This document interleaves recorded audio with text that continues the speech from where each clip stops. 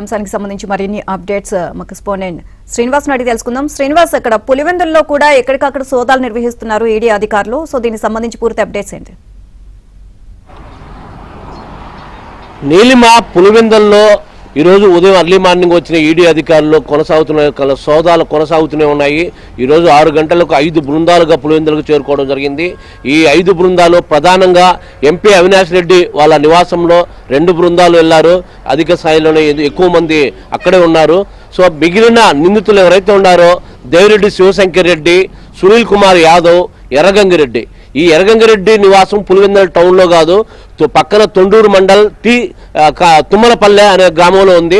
ఆ గ్రామంలో కూడా అర్లీ మార్నింగ్ ఈరోజు ఎర్రగంగిరెడ్డికి ఇంట్లోకి వెళ్ళి సోదాలు క్షుణ్ణంగా నిర్వహిస్తున్నట్టు తెలుస్తుంది. ఎందుకంటే ఆ రోజు జరిగిన హత్య కేసుకు సంబంధించి, వైఎస్ వివేకానంద రెడ్డి హత్య కేసుకు సంబంధించి ఆ సుపారీ విషయంలో ఏదైతే జరిగిందో సుమారు 100 కోట్లు కానీ ఆ రోజు వెలుగులోకి వచ్చింది. ఎవరి నుంచి ఎవరికి డబ్బులు వెళ్ళాయి మొత్తం ఫస్ట్ అవినాష్ రెడ్డి స్కెచ్, అవినాష్ రెడ్డి నుండి దేవిరెడ్డి శివశంకర్ రెడ్డి ఆ రోజు జరిగిన వచ్చిన వాస్తవాలు అయితే ఆ రోజు జరిగిన దాంతో పోల్చుకుంటే ఈరోజు ఈడీ, ఎందుకంటే అప్పుడు జరిగిన సిబిఐ కానీ సిట్ కానీ అప్పట్లో ఎంక్వైరీ చేసిన ఆధారాలను బట్టి ఈడీ ఆ నివేదికలు తీసుకున్నట్లు తెలుస్తుంది. అంటే వీళ్ళ సబ్జెక్ట్ సంబంధించి, అంటే ఆర్థిక ఈ సుపారీకి సంబంధించి ఎవరు ఫస్ట్లో కమిట్ అయ్యారు, ఆ క్యాష్ ఎట్లా వెళ్ళింది, బ్యాంకు లావాదేవీల ద్వారా వెళ్ళిందా లేక ఎలా వెళ్ళింది అనేది ఫస్ట్ అవినాష్ రెడ్డి ద్వారానే. అవినాష్ రెడ్డి ఇంట్లో ఎక్కువ మంది సోదాలు నిర్వహిస్తున్నారు.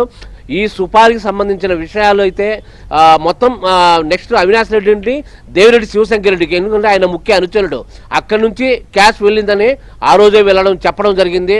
దేవిరెడ్డి శివశంకర్ రెడ్డి నుండి ఎవరైతే A1 ఉన్నాడో ఎర్రగంగిరెడ్డి మొత్తం కమిటీ అయ్యాడు. అక్కడి నుంచి ఎర్రగంగిరెడ్డి నుంచి ఆ తర్వాత దస్తగిరి నుంచి సునీల్ కుమార్కి అట్లా ఆ విధంగా 1 by 1 క్యాష్ నగదు వెళ్ళిందనేది తెలుస్తుంది. ఆ రోజు జరిగిన సంఘటనలు ఇవి. సో అదే విధంగానే అదే రిపోర్ట్లో అదే నివేదికల్లో సిబిఐ దగ్గర తీసుకున్న ఈడీ అదేవిధంగా ఎంక్వైరీ చేస్తుంది.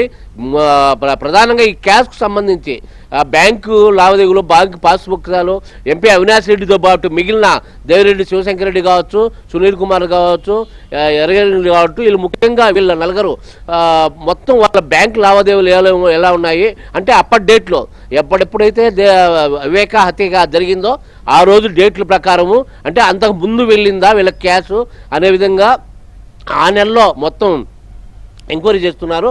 ఆ ఎంక్వైరీ ప్రకారమే ఇప్పుడు ఆ నివేదికల్ని తెప్పించుకుని బ్యాంకు మొత్తం అన్ని బ్యాంకుల్లో ఎవరైతే ఎక్కడైతే ఇలా నలుగురి ఖాతాలు ఉన్నాయో ఆ బ్యాంకులు కూడా వెళ్తారని తెలుస్తుంది. మొత్తం ఆ పాస్బుక్లు, ఆ అగ్రిమెంట్లో వ్యవహారాలు మొత్తం అన్ని కూడా క్షుణ్ణంగా పరిశీలిస్తా ఉన్నట్లు ఈడీ అధికారులు తెలుస్తుంది.